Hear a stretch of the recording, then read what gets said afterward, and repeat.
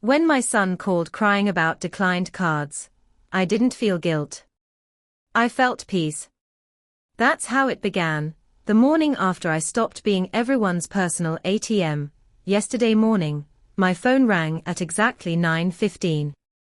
Ryan's name flashed on the screen, and for the first time in my life, I didn't rush to answer. I let it ring, once, twice, 3 times. The sound was like a strange kind of music, freedom with a ringtone. When I finally picked up, his voice cracked through the receiver, soaked in panic. "Mom, why are all the cards declined? We're at the Crestview Grill with Dana's mom, and none of them work. People are staring. The waiter's getting impatient." I could hear the clinking of glasses, the embarrassed whispering, Dana's sharp voice in the background, and I smiled. Not out of cruelty. Out of justice. For once, I was the one holding the power. To understand how I got there, you need to know what happened the night before, the night Dana humiliated me in my own living room. I'm 68. Widowed for 7 years. For most of that time, I've been the financial oxygen of my son and his wife. Their emergencies became my expenses. Their dreams, my debt. When Ryan lost his job, I paid his rent for 8 months, $800 a month from my pension. When Dana wanted to look more professional, I bought her a $3,000 wardrobe. When they needed to relax after all that stress, I sent them to Hawaii. $5,000 gone. They never invited me, of course. "It's a romantic trip, Mom," Ryan had said with that sheepish grin, the same one he used when he was 10 and wanted a new toy. And like the fool I was, I smiled and said, "Of course, sweetheart."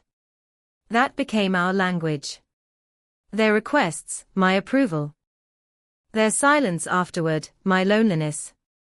But yesterday evening, something shifted. Dana was hosting some of her friends in my house, women who wore designer scarves and perfume that could choke a ghost. I served coffee, as always. I was halfway between the kitchen and the living room when I heard her voice, that sharp, sweet tone she used when she was being cruel on purpose. She said, "That old woman. She's only good for paying our bills." And Ryan laughed. My son. My baby boy. He laughed like it was the best punchline in the world. The coffee pot shook in my hands. The cups rattled on the tray. I wanted to scream, to drop everything and run, but I didn't. I stood there, burning from the inside, watching them mock me in my own house. My pulse thudded in my ears, my hands trembling, not from sadness, but from a rage I didn't know I could feel. Because in that moment, I finally understood. I wasn't family. I wasn't even a person. I was just a walking bank account.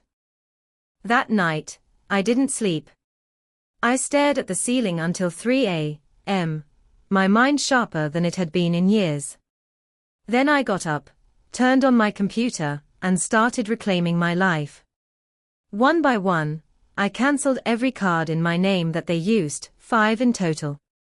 Then I closed the joint savings account that I'd been filling every month for emergencies. Then I changed my online banking passwords, locked every digital door, and deleted their access forever. By sunrise, I was exhausted but free. I poured myself a cup of coffee and sat in my favorite chair, watching the first light creep through the curtains. I thought of all the years I'd spent trying to earn love with money, and how love bought that way is never love at all. So when Ryan called that morning, I was ready. "Good morning, Ryan," I said, calmly stirring my coffee. "What's going on?" he cried. "None of the cards work." "They are cancelled," I replied. "I've decided I'm done financing your lifestyle." There was silence, the heavy kind that fills every corner of a room. Then his voice came back, sharp, panicked. "Are you crazy? We're in public. Dana's mom is here. What am I supposed to tell her? I almost laughed. Maybe tell her what Dana said about me yesterday. That was just a joke, he snapped. A joke, I repeated, my tone turning cold. Funny. I don't remember laughing. He stammered something, excuses, denials, but I'd stopped listening. Because for the first time in a decade, I wasn't the one begging. He tried guilt next. Please, Mom. Not now. Just reactivate them for today. I swear I'll pay you back. No more promises, Ryan, I said, my voice steady. I've heard that line for 10 years. Mom, you can't do this. We'll look ridiculous. Dana's mother had to pay the bill. People are watching. So now you know how it feels to be humiliated, I said quietly. Welcome to my world. His breath caught. Are you sick or something? This isn't you. You've never been this cruel. Cruel. I whispered. Cruel was laughing while your wife called me useless. Cruel was taking my money for your vacations and leaving me alone every Christmas. Cruel was pretending love while treating me like a credit card. Silence again. Just the sound of his breathing. Mom, he finally said, his voice breaking. Dana's crying. Her mother's embarrassed. Please, people are filming us. This will be all over social media. And there it was, the truth, laid bare. He didn't care about me. He cared about his reputation. That's your problem now, Ryan, I said, sipping my coffee. 4 years, I worried about your image. Now I'll worry about mine. You can't just abandon us like this. You're my mother. Exactly, I said softly. I'm your mother. Not your employee. Not your ATM. Not your safety net. I hung up. My hands trembled, but this time it wasn't fear, it was power. Pure, electric power. The phone rang again. And again. Then from a different number. Dana's mother. Then Ryan. Then Dana herself. I let every call go unanswered, the silence between each ring like a quiet applause from the universe. At 11 a.m., I heard their car pull up. Doors slammed. Fists pounded on the door. Dana shouted, Ryan begged. I stayed where I was, on my patio, sipping my third cup of coffee, watching the birds come and go. They yelled, cursed, pleaded. Mom. You're making us look like beggars. Dana screamed. I almost laughed.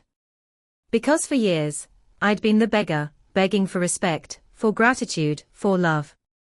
And now, finally, I wasn't begging anymore. They pounded on my door as if they could beat the truth out of me. But that door, my husband's door, had stood for 30 years. It had seen storms worse than Ryan and Dana. The knocking started soft, polite, almost uncertain. Then it grew louder, angrier. By the 5th minute, they were kicking it. Mom. Open up. Ryan's voice was sharp, desperate, but behind it I could hear Dana, shrill, furious, commanding the chaos like a queen whose crown had fallen. We know you're in there, Georgia. Stop acting like a child and face us. I didn't move. I stayed in the back, on my patio, coffee in hand, watching the morning light spill over the yard. The bird feeder swung gently in the wind, and the air smelled like jasmine from the bush my husband planted before he died. That smell always calmed me. It reminded me of who I used to be, and who I'd become again. For years, I'd thought peace meant avoiding conflict. But now, as I listened to them hammer on my front door, I realized peace was simply not caring what they wanted anymore. Dana's voice cut through the house. This is ridiculous. You embarrassed us in front of everyone. Ryan's mother-in-law had to pay for lunch. A 70-year-old woman had to pull out her wallet because her daughter-in-law's insane. I smiled, setting down my coffee. So that was the story she was spinning. The irony was delicious. In my mind, I pictured the restaurant scene, Dana trying to laugh it off, Ryan sweating through his shirt, their perfect image cracking under the weight of unpaid luxury. And Dana's mother, that self-satisfied woman with the pearl earrings, reluctantly rescuing them with cash from her designer purse. Humiliation had a way of revealing who people really were, and today, I'd handed them a mirror. The pounding continued. "Mom, please," Ryan shouted. "People are already talking. They took videos. This could go online." There it was, social media, their real altar of worship. They didn't care about me. They cared about the likes, the comments, the image. I heard Dana hiss something at Ryan through gritted teeth. Her voice lowered, trying another strategy, manipulation. Then, softly, almost sweetly. "Georgia, please. Let's talk, okay? You're upset, and you have every right to be. But maybe what I said yesterday came out wrong. I was just joking with my friends. You know how women are when we chat, we say silly things we don't mean." Her tone made my stomach twist. She was good at this, playing the innocent, wounded victim. I'd fallen for it 100 times before. But not today. Then Ryan joined in, adopting his reasonable voice, the one he used when he wanted to sound like the adult in the room. "Mom, I understand you're angry. But canceling the cards like that, that's not solving anything. You just made everything worse for everyone." Everyone. The word made me scoff. They always said everyone when they really meant themselves. "I think it solved quite a bit," I murmured under my breath. Ryan kept talking, his voice rising and falling through the door. "We can fix this. I promise. Just open the door so we can talk like a family." Like a family. The phrase hit a sore spot. For 10 years, I'd begged for that feeling, to be part of something warm and safe. But family, to them, meant me paying and them taking. "Please, Mom," Ryan said again, voice cracking. "We just need you to reactivate the cards for now. I have bills due tomorrow. The car insurance.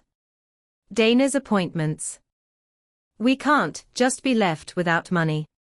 Without money. He said it like oxygen. Like I was suffocating them by keeping what was mine. That's when it hit me, the awful, liberating truth. They didn't see a line between my money and their money. In their world, everything I owned already belonged to them.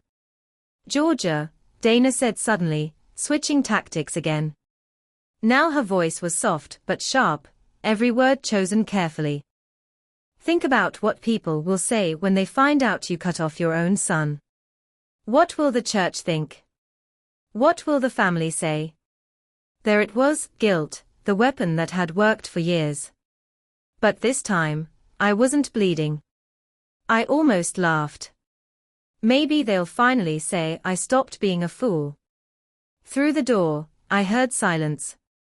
Then a loud exhale, Ryan's frustrated sigh. "Mom," he said slowly, "I get it. You want us to change, fine. We'll change. We'll manage money better, we'll set boundaries. But this isn't the way. What you're doing is emotional manipulation." Emotional manipulation.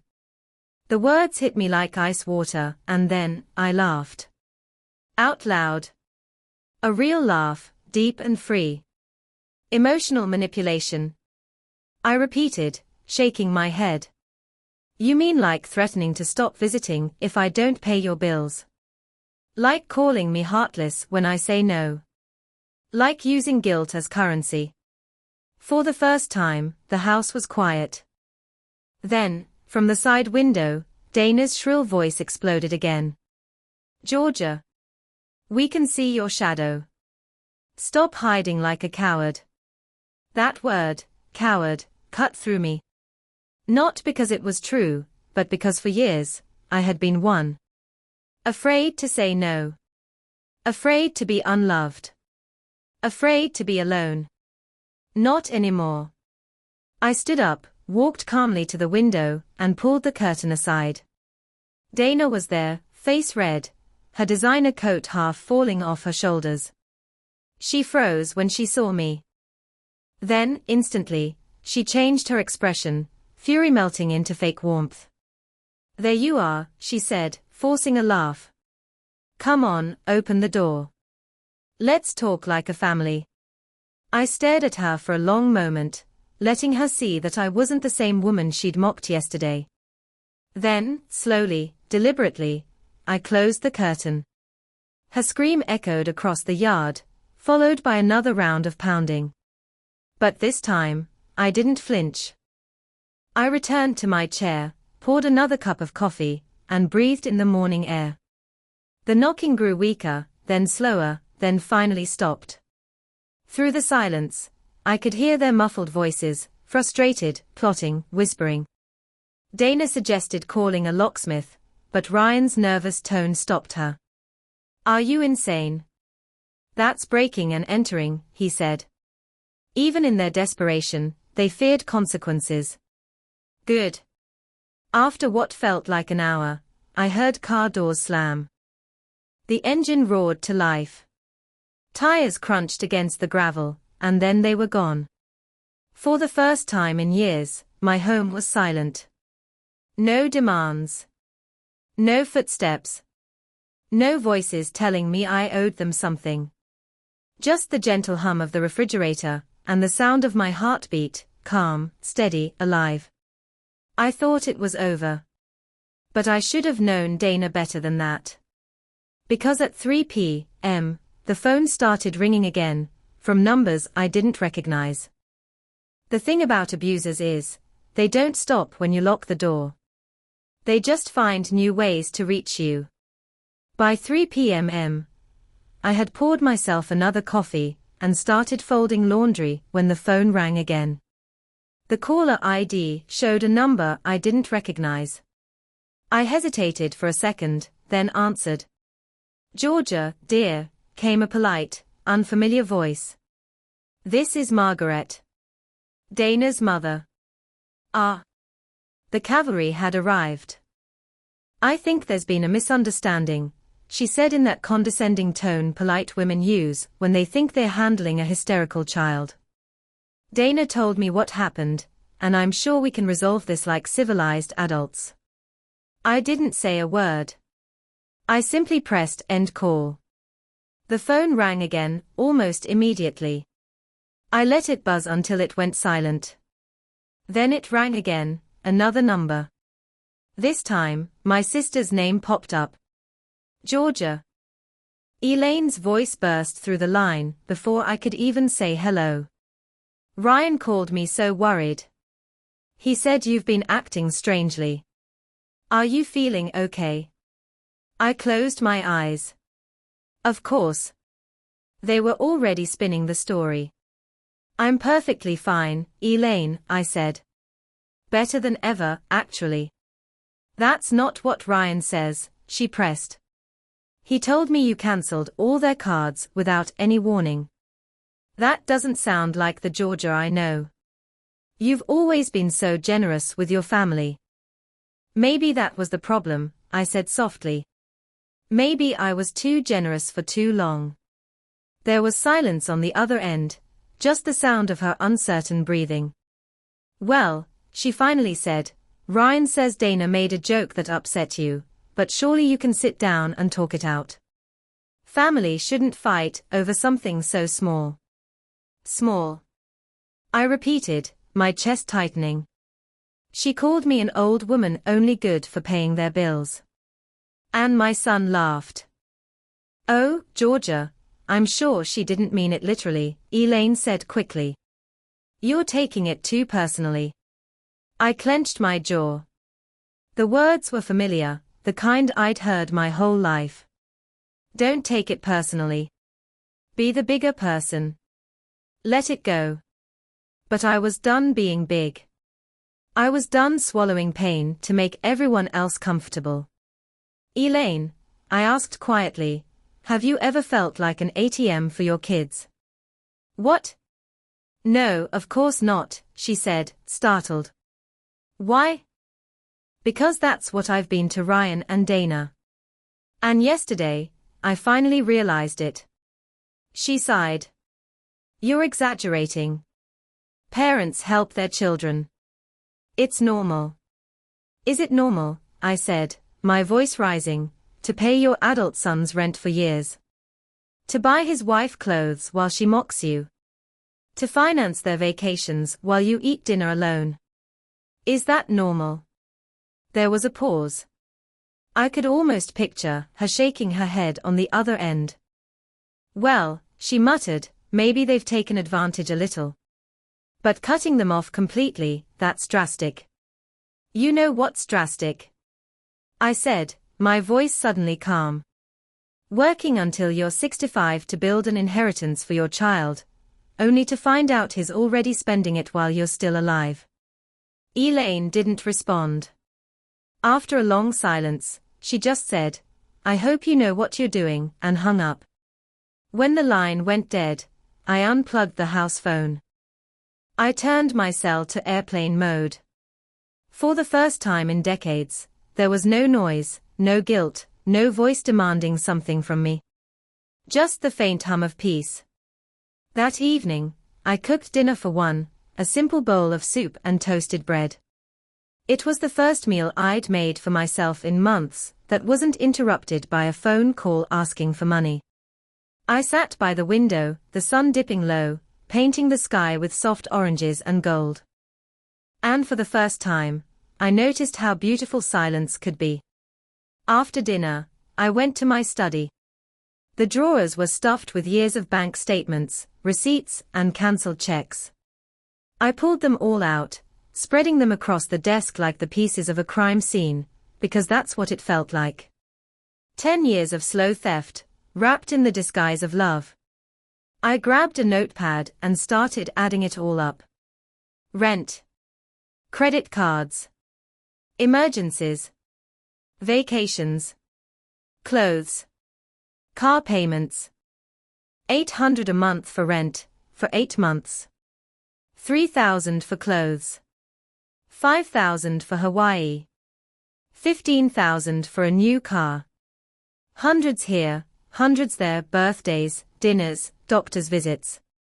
By the time I finished, the total made me sick. $64,200. $64,000 gone.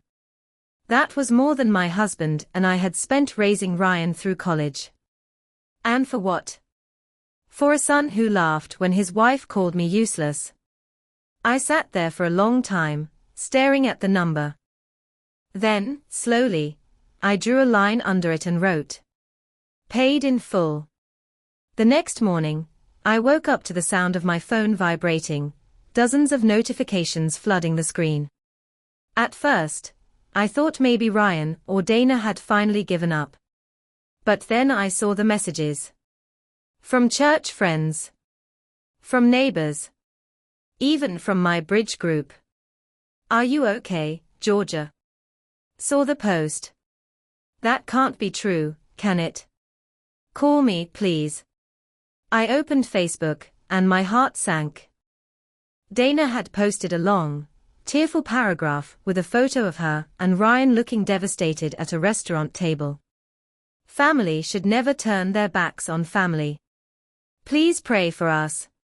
Ryan's mother is going through something difficult and has decided to cut us off completely.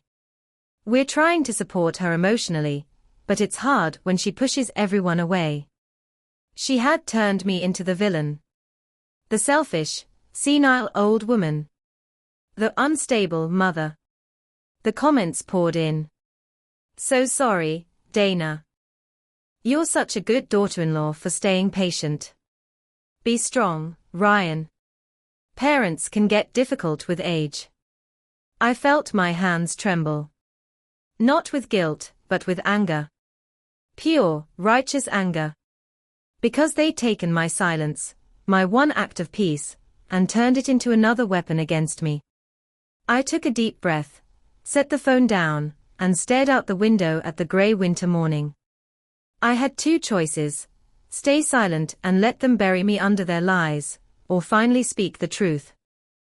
For years, I'd let them control the narrative. But not this time. I picked up my phone, opened Facebook, and started typing. This is Georgia, Ryan's mother.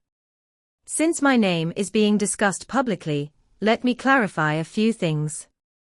And I kept typing. Line by line, truth by truth. Every dollar, every humiliation, every lie. I didn't care who saw it anymore. If Dana wanted to play games on social media, she had no idea who she was up against. They took my silence for weakness. They forgot I raised a fighter. When I hit post, my hands were trembling, not from fear, but from something fiercer. For years, they had owned the story. I had been the quiet mother, the obedient helper, the invisible provider. But this time, the story was mine. The post wasn't angry. It was clear. Cold. Measured. I didn't insult anyone. I didn't use one word of hate. I simply told the truth. For 10 years, I have paid my son and his wife's bills, vacations, rent, and car. In total, over $64,000. Yesterday, they laughed as she called me an old woman only good for paying. So today, I decided to stop. That's all. I'm not sick. I'm not crazy. I'm just done being their bank. Then, at the bottom, I added. Sometimes love means saying no. I stared at it for a second, then pressed share.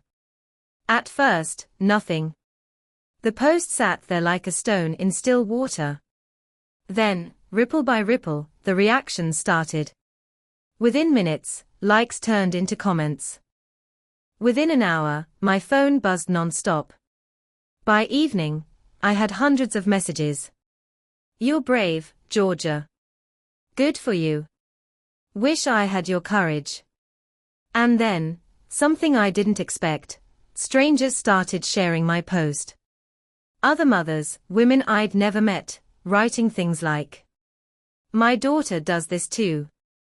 I thought I was alone. This woman is my hero. It spread fast. Too fast. By dinner, the post had been shared over 5,000 times.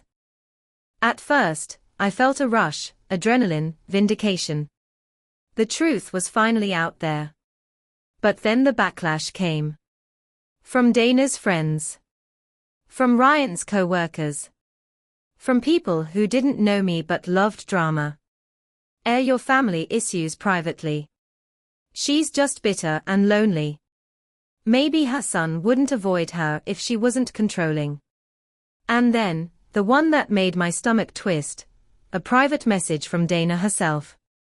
You think this makes you look strong? Everyone's laughing at you. You just humiliated yourself in front of the whole town. I stared at the message for a long moment, then typed a single reply. At least I did it with my own money. Then I blocked her. That night, I barely slept. My phone kept buzzing on the nightstand, comments, tags, messages. At one point, I turned it over just to stop the glow. I thought about deleting the post. For a moment, I almost did. But then I remembered something my late husband once told me after one of our biggest fights with Ryan, back when he was still a teenager. He said, sometimes love means letting them hit the wall. It's the only way they'll learn it's solid. And that wall was standing right now, made of years of my sacrifices, my patience, my silence. The next morning, when I went out to get the newspaper, I saw the car parked at the end of my driveway, Ryan's car. I froze for a second, my heart tightening, but then I saw it wasn't him. It was Jake, my neighbor's son. He was scrolling on his phone, window rolled down, and when he saw me, he smiled awkwardly. "Morning, Miss Georgia," he said.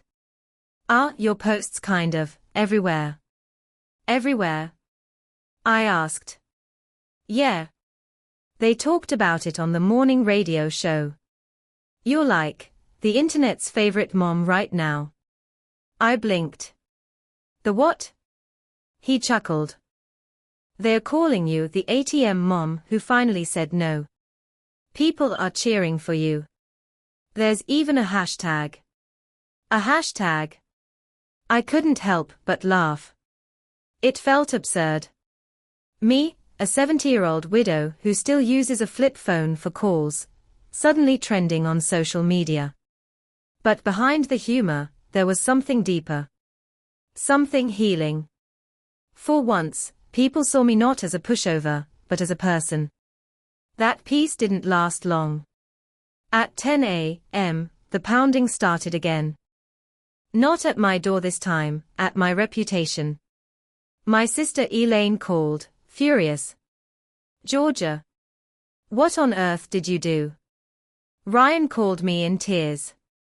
"Do you know how humiliating this is for them?" "Humiliating?" I repeated, my patience thinning. "What about me, Elaine? 10 years of being laughed at, used, and dismissed, was that dignified?" She sighed. "You've gone too far. It's all over Facebook. The church group is talking about it. You're making a fool of yourself." "I'm not ashamed," I said simply. "For the first time, I'm proud." "Proud? You've turned your family into gossip." "No," I said quietly. "They did that when they made me their paycheck." There was silence. Then she hung up without another word. By afternoon, I was trending in 3 states. A local TV station had picked up the story, and an anchor was saying my name on the noon broadcast, while a picture of me, taken from my Facebook profile, filled the screen. "Georgia Miller," the reporter said, "has sparked an online debate about financial boundaries between parents and adult children." Boundaries. That word felt like sunlight. Because for the first time, I had them. But not everyone celebrated. By 3 p.m., my email inbox was full of messages, some supportive, others venomous. People accused me of being cold, ungrateful, even mentally unstable. Dana and Ryan's friends started posting their side, painting themselves as victims of an unstable old woman. They posted photos of the vacations I'd ruined, the ones I paid for, stories about my emotional outbursts, the times I said no. And people believed them. For a while, I felt the air go out of me, like all the progress I'd made was slipping away under the noise. I wanted to hide again. Delete everything. Retreat into silence. Then I opened a message from a woman named Lydia, someone I didn't know. It said, "Georgia, I saw your post. I left an abusive marriage last year, because I finally said no. I know how terrifying it feels. You're not alone. Thank you for reminding me that boundaries aren't cruelty." I stared at that message until tears blurred my vision. Because that was it, the whole reason this mattered. I wasn't just standing up to Ryan and Dana anymore. I was standing up for every woman who'd been told she was selfish for protecting herself. That evening, as the sun set again, I poured a glass of wine and sat on the porch. My hands were still shaking, but for a different reason now. Not fear. Not guilt. Freedom. I watched the birds flutter around the feeder, completely unaware that their quiet little world had become a battleground for mine. I took a deep breath and whispered to the fading light. "I'm done apologizing for surviving." But deep down, I knew this wasn't over. Ryan and Dana weren't the type to accept defeat. And I could already feel the next storm building. Just when you think the storm has passed, you realize the thunder was only circling back. For 2 days, the phone was quiet. No knocks on the door. No calls. No messages. Just a strange, calm silence hanging over everything. I should have known it was the calm before the next hit. It started on a Thursday morning. I was making tea when I heard the crunch of tires on gravel. I peeked through the curtain and froze. Ryan's SUV. He stepped out, wearing sunglasses though it was cloudy, hands shoved deep in his jacket pockets.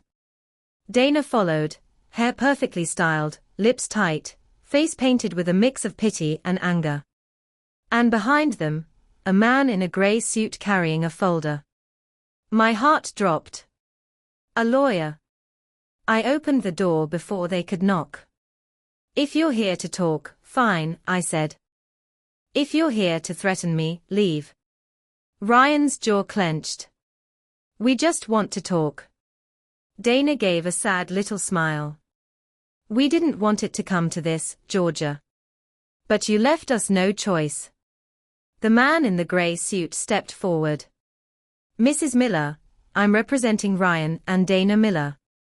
We're here to discuss a matter of financial concern. I felt the air go cold. Excuse me. He cleared his throat, businesslike. Given your public admission online of transferring large sums of money to your son and daughter-in-law, my clients wish to ensure there are no misunderstandings regarding gifts, loans, or inheritance expectations. I blinked, trying to make sense of his words. Inheritance expectations. Ryan looked away. Dana folded her arms, feigning discomfort. The lawyer continued, they simply want documentation confirming those funds were given voluntarily, with no future claims, and that your online statements don't constitute defamation. My laugh came out sharp and bitter. Defamation? Are you saying I lied? Dana's expression turned icy. You humiliated us, Georgia. Publicly. My boss saw that post. My family saw it. You made us look like beggars. Because you are beggars, I snapped. Ungrateful, manipulative beggars. Ryan took a step forward, voice tight. Mom, stop. Please. We're not your enemies. Then why did you bring a lawyer to my doorstep? He didn't answer. The lawyer just adjusted his glasses. It's standard legal precaution. We can settle this amicably if you agree to remove the post and issue a clarification. A clarification? I asked, my voice trembling with anger. Yes. Something simple, he said. You might say the situation was exaggerated, that emotions were high, and that your son and daughter-in-law have always supported you. I stared at him, at all three of them, and for a brief second, I could almost hear my husband's voice whispering, don't let them take your power again, Georgia. I straightened my shoulders. No, I said. Dana's eyes widened. No. I said no. I won't delete the post. I won't apologize for telling the truth.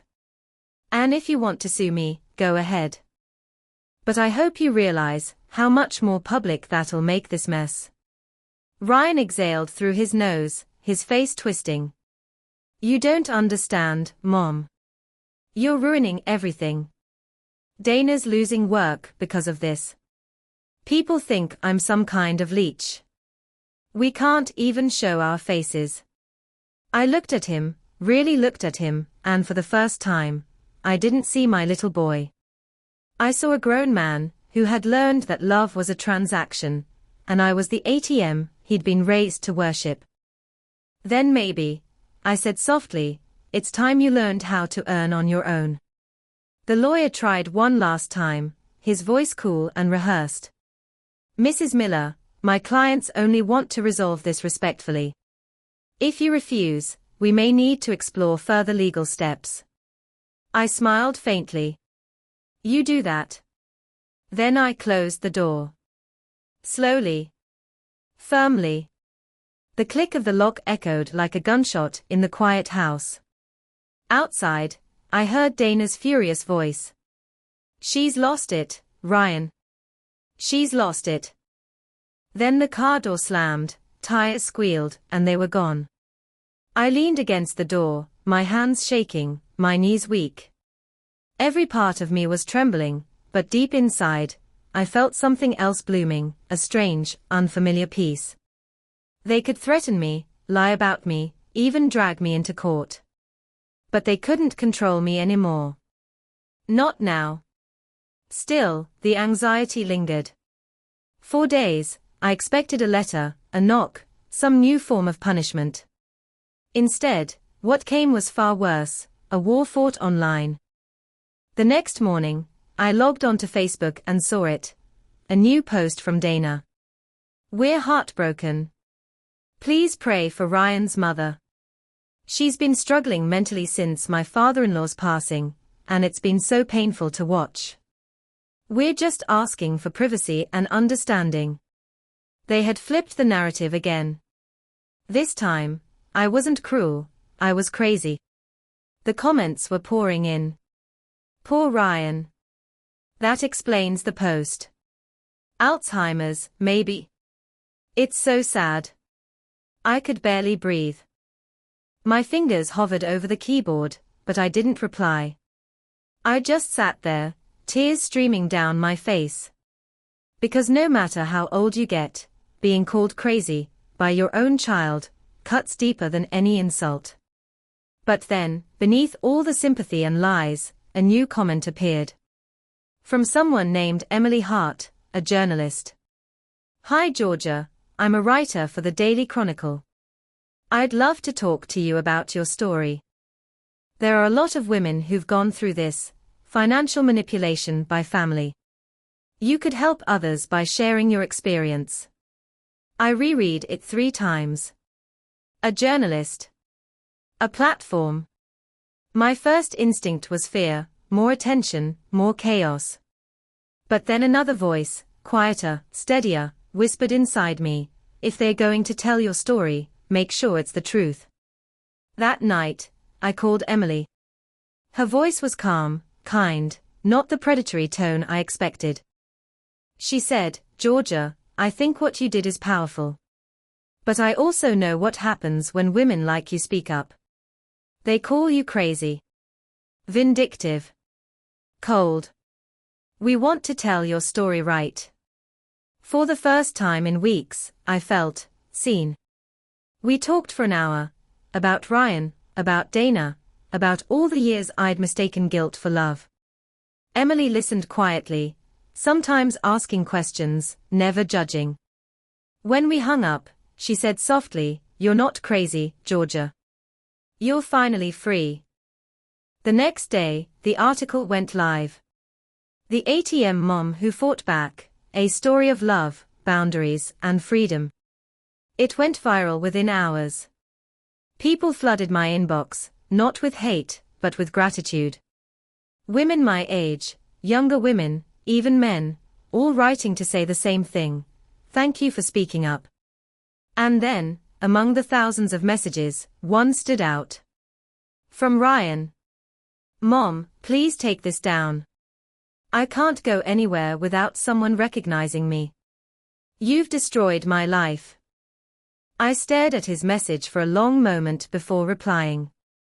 "No, Ryan. I didn't destroy your life. I just stopped funding it." Then I turned off my phone and let the night swallow the silence. For the first time in years, I slept soundly. But in the morning, the knock came again. Soft this time. Almost, pleading. When I opened the door, Ryan was standing there alone, eyes red, face hollow, hands trembling. "Mom," he said quietly. "I think I lost her. Dana's gone." Sometimes the only way a heart learns is when it shatters on its own. When I opened the door and saw Ryan standing there, I barely recognized him. His eyes were sunken, his shoulders slumped, his clothes wrinkled like he hadn't slept in days. The arrogance, the sharpness, all of it was gone. He looked small. Like the little boy I used to tuck into bed after bad dreams. "Mom," he said again, voice cracking. "She's gone." Dana left. For a moment, I just stood there, the morning chill seeping through the open door. "Gone where?" I asked softly. He swallowed hard. "Back to her mother's. She said she can't handle the humiliation anymore. That I'm useless now that your money's gone." He ran a hand through his hair, eyes brimming with shame. "She said I was nothing without you." I stepped aside and motioned for him to come in. He hesitated, then shuffled past me like a broken man. The same man who had pounded on my door days ago, shouting, demanding, angry. Now he moved as if every step hurt. He sat down at the kitchen table, the same table where I'd served him breakfast as a boy, the same table where Dana once laughed at my old-fashioned dishes. The silence between us was heavy. Only the ticking clock filled the air. "I didn't know she'd do that," he said finally, his voice barely a whisper. "I thought she'd calm down." I poured him coffee. He didn't look up. "She told me," he continued, "that I've been nothing but a leech. That I let her marry into a family with no real future. She said the only thing you were ever good for was money, and that I ruined even that." He laughed bitterly. "Guess she finally told me what she really thought." I sat across from him and watched him crumble. The anger I had carried for years softened, replaced by something I hadn't expected, sadness.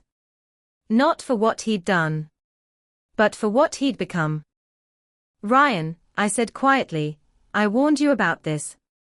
4 years, I warned you. When love depends on money, it's not love. It's debt." He nodded slowly, staring at his hands. "I know. God, I know. But I thought I could keep her happy. I thought if we looked successful, everything would be fine. She cared so much about appearances. And I." He looked up, eyes glistening. "I cared about her more than I cared about myself. Or you." I didn't speak. I wanted him to sit with that truth. To really feel it. After a long silence, he said, "Mom, I don't expect you to forgive me. I don't even know if I can forgive myself. He stopped, his voice breaking. "I just didn't think you'd ever give up on me." My throat tightened. "I didn't give up on you, Ryan. I gave up on funding your mistakes." He looked up, and for the first time in years, there was no resentment in his eyes, just honesty. "I was cruel," he whispered. "When Dana said those things about you, I laughed because it was easier than defending you. Easier than admitting I'd become exactly the kind of man Dad warned me not to be." Hearing him mention his father made my heart ache. "Your father loved you, Ryan," I said softly. "But he always said you had to learn how to stand on your own. I failed to teach you that." "No, Mom," he said quickly. "You didn't fail. I just never listened." He rubbed his eyes. "I've been applying for jobs. Real ones. Not the easy ones I used to take and quit. I even started talking to a financial counselor to figure out how to manage what little I have left." "That's a good start," I said. He gave a weak smile. "I don't know if it's too late to fix things." "It's never too late," I said, "but it's not easy either.